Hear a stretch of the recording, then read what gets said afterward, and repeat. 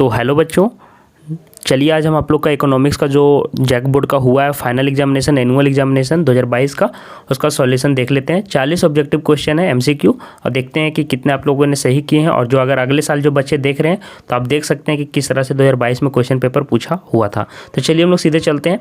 आप लोग देख लीजिए, फर्स्ट क्वेश्चन देखिए पूछ रहा है who give the definition of economics related to welfare. अर्थशास्त्र के कल्याण की संबंधी परिभाषा के जन्मदाता थे। तो क्या हो जाएगा, फर्स्ट का ऑप्शन नंबर 4 से हो जाएगा मार्शल, है ना, मार्शल।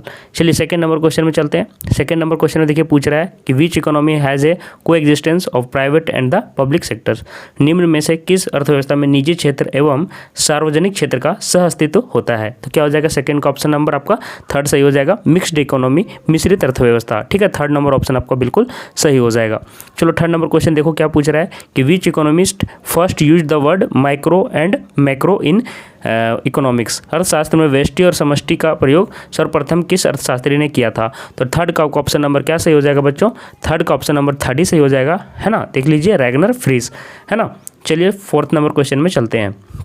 फोर्थ नंबर देखो क्या पूछ रहा है, लंबा क्वेश्चन देख सकते होंगे, प्रोडक्शन प्रोबेबिलिटी कर्व के बारे में। तो फोर्थ का मैं आंसर आप लोगों को बता देता हूँ, 4 ऑप्शन सही हो जाएगा, rising marginal opportunity cost. Hindi medium वाले देख सकते हैं क्या पूछा हुआ था कि उत्पादन संभावना वक्र का आकार मूल बिंदु की ओर अवतल होने का कारण है, तो बढ़ती सीमांत अवसर लागत। तो 4 का ऑप्शन नंबर 4 ही आप लोगों का करेक्ट हो जाएगा। चलो फिफ्थ नंबर देखो क्या पूछ रहा है कि the alternative name of opportunity cost, अवसर लागत का वैकल्पिक नाम, है ना। तो क्या हो जाएगा, फिफ्थ का ऑप्शन नंबर आपको 1 सही हो जाएगा, आर्थिक लागत आपका आंसर इसका, इकोनॉमिक रेंट आपका सही हो जाएगा।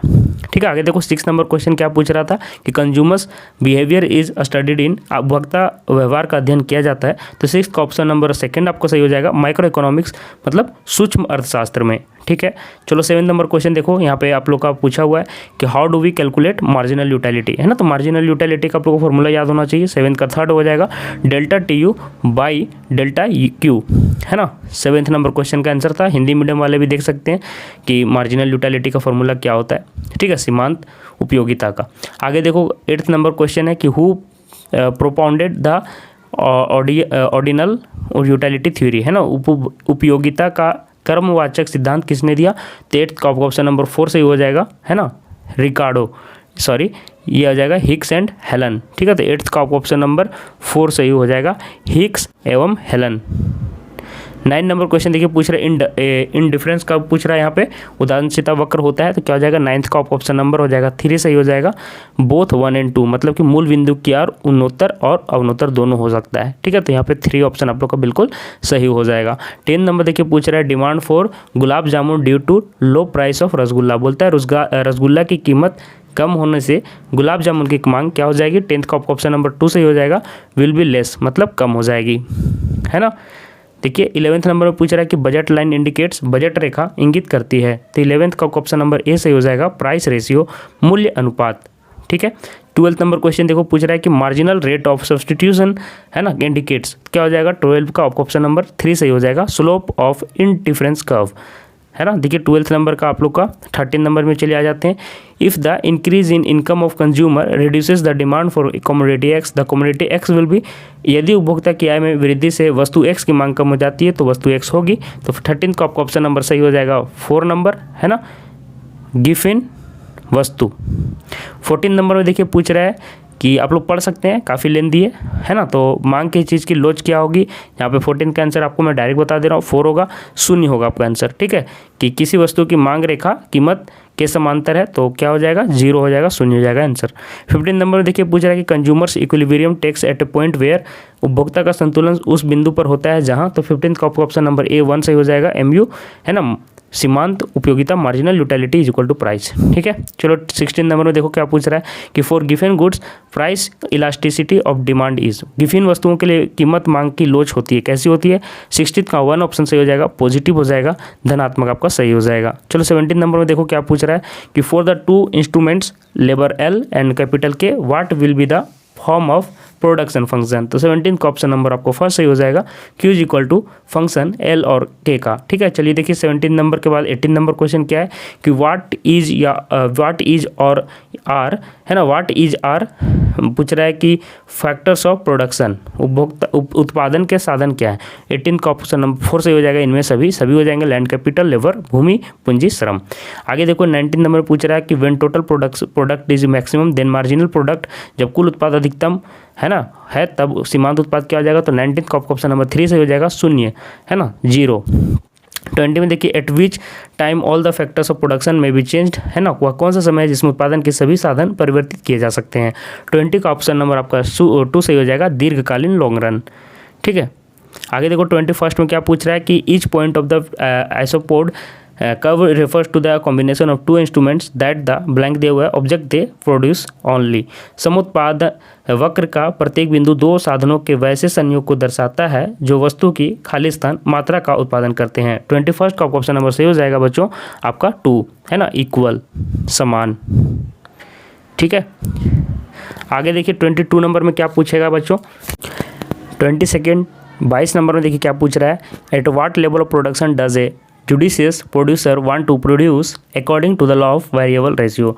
परिवर्तनशील अनुपातों के नियम के अनुसार एक विवेकशील उत्पादक उत्पादन के किस स्तर पर उत्पादन करना चाहता है। तो 22 का ऑप्शन नंबर आपका सही हो जाएगा 2 ऑप्शन, है ना, सेकेंड ऑप्शन 2 है आपका आंसर, सही हो जाएगा। 23 नंबर देखो क्या ऑप्शन क्वेश्चन आ रहा है कि short term average cost curve is of the size of, अल्पकालीन औसत लागत वक्र का आकार होता है। तो 23 का ऑप्शन नंबर आपका हो जाएगा 3, यू साइज, है ना, यू साइज। 24 देखो क्या पूछता है कि which statement is true regarding the relation of total cost, total fixed cost and total variable cost, है ना। तो आप लोग को ये फॉर्मूला देख रहे होंगे कि मॉडल पेपर जो आप लोग का रिलीज होता है उसे कितने क्वेश्चंस आ जाते हैं, इसलिए मैं बोलता हूँ कि मॉडल पेपर अच्छे से जरूर लगा लिया कीजिए। 24 का ऑप्शन नंबर हो जाएगा सेकेंड। ठीक है, आगे चलिए देखो 25 में क्या पूछ रहा है कि for a firms equilibrium, firm के संतुलन में होता है। तो 25 का ऑप्शन नंबर आपको 1 से हो जाएगा, MR is equal to MC। ठीक है, आप लोगों को मैं बता दूं कि अगर मैं इंग्लिश मीडियम वालों को भी ऑप्शन बता रहा हूं, अगर हिंदी मीडियम वाले भी मिलाएंगे तो सेम ऑप्शन सही होगा। जैसे कि अगर 25 का यहाँ पे सेकंड ऑप्शन सही होगा तो इसका भी सेकंड ऑप्शन ही सही होगा। मैं उदाहरण के तौर पे बोल रहा हूँ, जैसे 25 का यहाँ पे फर्स्ट मैंने सही बताया तो इनका भी फर्स्ट ही होगा, तो कोई दिक्कत नहीं होने वाला है, ऑप्शन सेम ही सही रहेगा। ठीक है, 26 में देखिए break even point rises when, क्या हो जाएगा 26 का, है ना, कि सम विच्छेद बिंदु तब उत्पन्न होता है जब 26 का ऑप्शन नंबर 1 सही हो जाएगा, TR is equal to TC। ठीक है,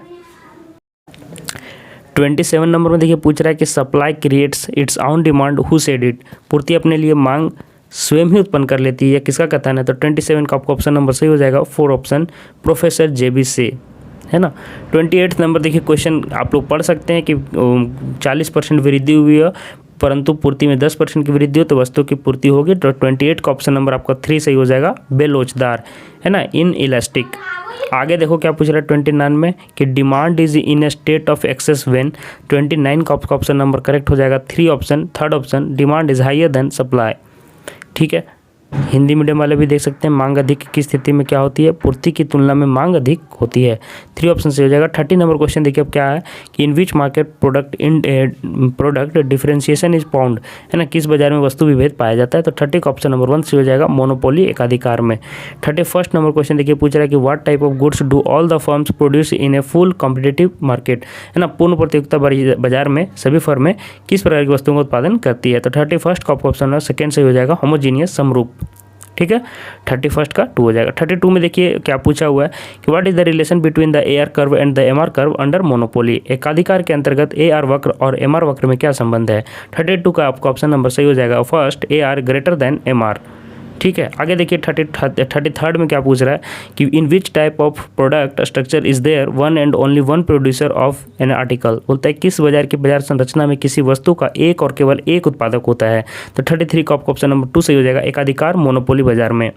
34 देखिए 33 के बाद क्या दिया हुआ है कि what will be the total amount of intake received by a reseller from the sale of 50 units of an article. आपको बोल रहा है कि 6 रुपीज़ पर यूनिट उसका प्राइस है, 50 यूनिट्स उसको बेचा है तो उसके पास कितना टोटल यहाँ पे आपका होगा, है ना। तो क्या हो जाएगा टोटल अमाउंट। 34 का ऑप्शन नंबर कौन सा सही हो जाएगा, 4 ऑप्शन, 300 मल्टीप्लाई भी करके देख सकते हैं आप लोग, है ना। यहाँ पे वही क्वेश्चन को हिंदी में पूछा गया, 6 रुपये प्रति इकाई की कीमत पर 50 इकाई की बिक्री से प्राप्त आगाम राशि टोटल 300 रुपये हो जाएंगे। आगे देखो 35 में फिर से फॉर्मूला दिया हुआ था कि कौन सा सही है, तो 35 का ऑप्शन नंबर आपका करेक्ट हो जाएगा। First option AR is equal to MR, मतलब कि इनटू में रहेगा E/1। आगे देखिए 36 में फिर से फॉर्मूला है MR इज सोन एज, क्या हो जाएगा 36 का ऑप्शन नंबर 1 सही हो जाएगा। Delta TR by delta Q, तो आप लोग ये सभी फॉर्मूले याद रखिए MR प्रदर्शित कैसे होता है, यहाँ पे मैंने बता दिया, फर्स्ट ऑप्शन सही हो जाएगा। 37 में देखिए क्या पूछ रहा है कि demand curve of A firm perfectly elastic under, एक फर्म का मांग वक्र पूर्ण लोचदार होता है, तो क्या हो जाएगा आपको 37 का ऑप्शन नंबर 1 सही हो जाएगा। परफेक्ट कंपटीशन पूर्ण प्रतियोगिता में, है ना। 38 नंबर देखिए पूछ रहा है कि बाजार में वस्तुओं की कीमत उस बिंदु पर निर्धारित होती है जहां price of good in the market of determined of a point where, तो क्या हो जाएगा 38 का आपका ऑप्शन नंबर हो जाएगा फर्स्ट, है ना। Demand is equal to supply. आगे देखिए 39 में आप लोग को ये चार्ट दिया हुआ था, इसके उस पर बेस्ड क्वेश्चन है, देख लीजिए। तो इसका आंसर मैं बता दे रहा हूँ, हिंदी मीडियम वाले भी देख लिए होंगे। 39 का 4 ऑप्शन सही हो जाएगा। 40 आप लोग देख सकते हैं क्वेश्चन। चलिए 40 नंबर लास्ट क्वेश्चन में आ जाते हैं। Market price is found in, है ना, तो क्या हो जाएगा 40 का ऑप्शन नंबर 1 सही हो जाएगा। शॉर्ट पीरियड मार्केट, है ना। तो इस तरह देखिए मैंने 40 क्वेश्चन का आपको आंसर करवा दिया है, तो आप लोग देख लीजिएगा बच्चों, है ना। और इसी तरह क्वेश्चन आपके एग्जाम पेपर में आते हैं, तो आप देख पा रहे होंगे कि मॉडल पेपर करने से कितना फ़ायदा रहता है। तो मॉडल पेपर आप लोग जरूर लगा के जाइए, और कितने सही हुए हैं आप लोग जरूर ऑप्शन मतलब कमेंट में कमेंट कीजिएगा। और जो नेक्स्ट ईयर के बच्चे अगर आप देख रहे हैं तो देख सकते होंगे कि पहले साल किस तरह से प्रश्न पिछले साल पूछे गए हैं, तो इसी तरह से आपको तैयारी करनी है। धन्यवाद बच्चों।